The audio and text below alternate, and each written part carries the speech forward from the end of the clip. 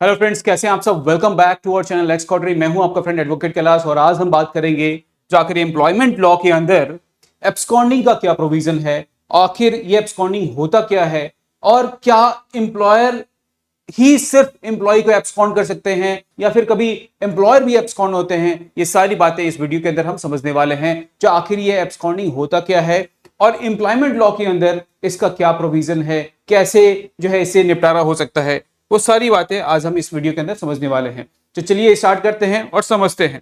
देखिए, पहले तो हम इंट्रोडक्शन के अकॉर्डिंग समझ लेते हैं जो आखिर एब्सकॉन्डिंग का मतलब क्या होता है। जनरली जो है ये यूज किया जाता है एक एम्प्लॉय के लिए जब एम्प्लॉय बिना नोटिस के किसी भी कंपनी को छोड़ के चले जाते हैं, बिना इन्फॉर्म किए, बिना कुछ बताए, बिना कुछ कहे एकदम से चले गए और एम्प्लॉयर को लगता है जो पता नहीं ये एम्प्लॉय जो है वो कब तक आएंगे नहीं आएंगे, इसका कोई ठिकाना नहीं होता। तो ऐसी कंडीशन में एम्प्लॉयर के द्वारा एम्प्लॉय को एब्सकॉन्ड कर दिया जाता है। ठीक है, ये एब्सकॉन्डिंग प्रोविजन यहां पे लागू होता है। बट एम्प्लॉयर में ऑल्सो एब्सकॉन्ड, क्या एम्प्लॉयर भी हो सकते हैं? जी हां, एम्प्लॉयर भी जो है एब्सकॉन्ड हो सकते हैं विदाउट पेइंग अ ड्यूज। अगर कोई एम्प्लॉयर बिना ड्यूज क्लियर किए अगर भाग जाता है तो उसे भी एब्सकॉन्ड ही माना जाएगा। ठीक है, तो एम्प्लॉयर भी हो सकता है एब्सकॉन्ड और एम्प्लॉय भी हो सकता है। एम्प्लॉय किस कंडीशन में होगा? जब वो बिना बताए एम्प्लॉयर को कभी भी अपनी जॉब से चला गया, उसे ही हम एब्सकॉन्ड सिचुएशन कहते हैं। और एम्प्लॉयर कब होगा? जब वो बिना पेमेंट किए अगर वो भाग जाए या ना बताए, तो ऐसे कंडीशन में एम्प्लॉयर को भी एब्सकॉन्ड माना जाएगा। ये बोथ सिचुएशन है, इसे हम डिफरेंट डिफरेंट लीगल इसके कॉन्सिक्वेंसेज हैं वो हम समझेंगे जो क्या क्या हो सकते हैं, क्या क्या इसमें कर सकते हैं हम। तो अगर एम्प्लॉय एब्सकॉन्डिंग होता है तो कब होगा? जब एम्प्लॉय लीव कर दे जॉब विदाउट नोटिस या कम्युनिकेशन, और साथ ही जब अबंडनमेंट ऑफ सर्विस हो जाए, ठीक है, या violate terms of employment contract कर दे। ये तीन कंडीशन है जब एम्प्लॉय को माना जाएगा जो एब्सकॉन्ड कर दिया। चाहे वो टर्म्स एंड कंडीशन जो एम्प्लॉयमेंट के हैं वो फॉलो ना करे, या अपनी सर्विस से अबंडन हो जाए, या फिर बिना कम्युनिकेशन के वो निकल जाए। तो इस पूरे सिचुएशन को माना यह जाएगा जी यहां पे एम्प्लॉय के द्वारा जो है एम्प्लॉय को एब्सकॉन्ड कर दिया जाएगा, एम्प्लॉय जो है यहां पे एब्सकॉन्ड हो गया है। इसके कॉन्सिक्वेंसेस क्या आएंगे? तो टर्मिनेशन विदाउट नोटिस होगा। इसमें आपका जो टर्मिनेशन है वो बिना नोटिस के किया जाएगा, बिना आपको इन्फॉर्म किए किया जाएगा। अगर आप किसी जॉब में हैं और वहां से आप बिना बताए अगर चले जाते हैं या एम्प्लॉयमेंट कॉन्ट्रैक्ट फॉलो नहीं करते हैं, तो ऐसे कंडीशन में क्या होगा? आपको टर्मिनेट किया जाएगा और वो भी विदाउट नोटिस। ठीक है, salary for notice period forfeited.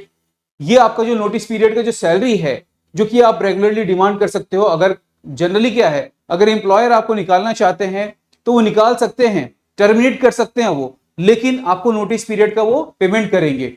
किसी भी रीजन से टर्मिनेट करे लेकिन आपको नोटिस पीरियड का पेमेंट करेंगे। लेकिन अगर एब्सकॉन्ड करते हैं तो उस कंडीशन में जो ये नोटिस पीरियड का जो अमाउंट है इसे फॉरफिट कर लिया जाएगा, मतलब आपको दिया नहीं जाएगा, वो जब्त कर लिया जाएगा।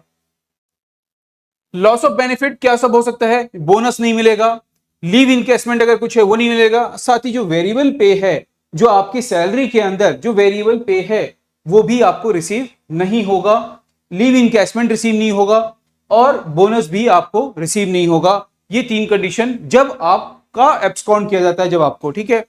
Legal action for damages rare but possible. ठीक है, अब इसमें लीगल एक्शन लिया जाएगा डैमेजेस के लिए, क्या लिया जाएगा, लेकिन ये रेयर है।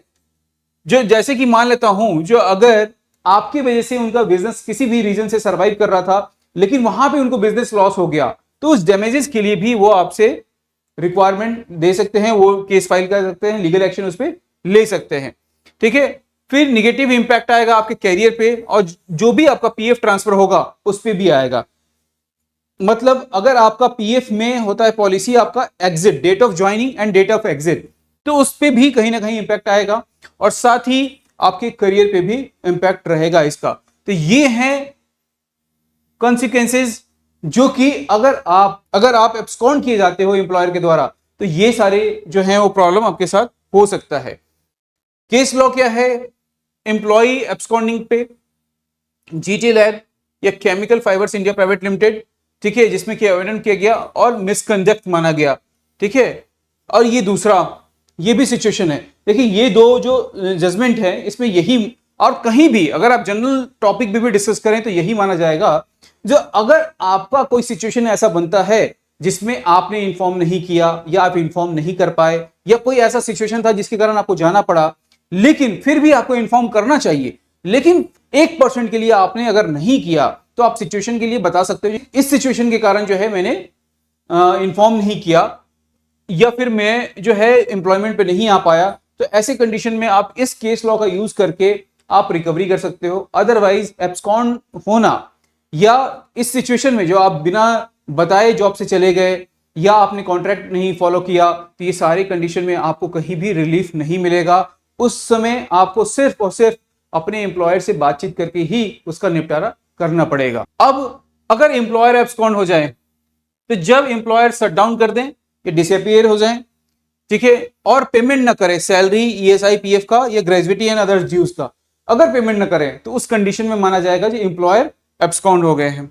लेकिन रेमेडीज फॉर एम्प्लॉय, उस कंडीशन में एम्प्लॉय के पास क्या रेमेडी है, तो वो लेबर कमिश्नर के पास जा सकते हैं, लेबर कोर्ट में इंडस्ट्रियल डिस्प्यूट के अकॉर्डिंग, ठीक है, पेमेंट ऑफ वेजेस एक्ट के अकॉर्डिंग जो है वो क्लेम जो है वो डिमांड कर सकते हैं, पीएफ ईएसआई अथॉरिटी के पास जा सकते हैं रिकवरी स्टेशनरी ड्यूज के लिए, ठीक है, ग्रेजुइटी अथॉरिटी के पास जा सकते हैं इंफोर्स द पेमेंट ऑफ ग्रेजुइटी जो कि आपका पेंडिंग रह गया।